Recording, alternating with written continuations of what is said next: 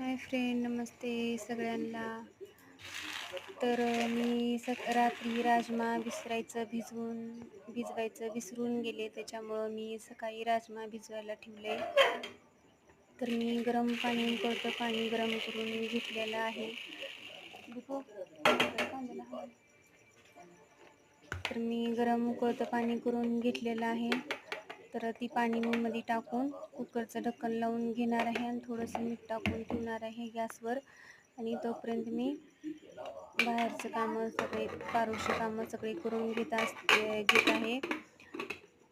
मग नंतर मी 1-2 तासानं मी नंतर तुम्हाला दाखवते की राजमा माझा कसा शिजलेला आहे.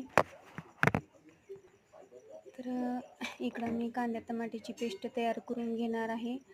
तर कांदा टमाट्याची गिरवी आणि गरम मसाला, मॅगी मसाला असं मी ह्याच्यामध्ये टाकलेलं आहे. लसूण अद्रकची पेस्ट हे सगळं मी असं टाकलेलं आहे. ह्याच्यामध्ये खडी मसाला आहे ते खडी मसाला ते असं टाकून एक आलू टाकून मी त्याच्यामध्ये शिजवून घेतलेलं आहे कुकरला लावून.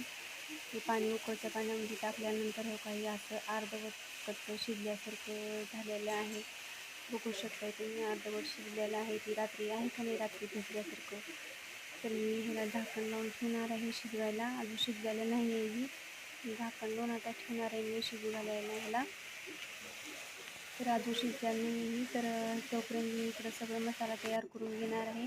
आणि हे बघा माझा राईस तयार झालेला आहे. मसाला तयार झालेला आहे. नंतर मी जिरा राईस मी केलेला आहे आणि तिरंगा. आणि हे बघा हे शिजलेला बघा मसाला आहे का म्हणतात आपलं राजमा. तर कसा झालं एकदम पिठावणी झालाय ना. तर तुम्ही पण असं ट्राय करू शकता. ट्राय करून बघा.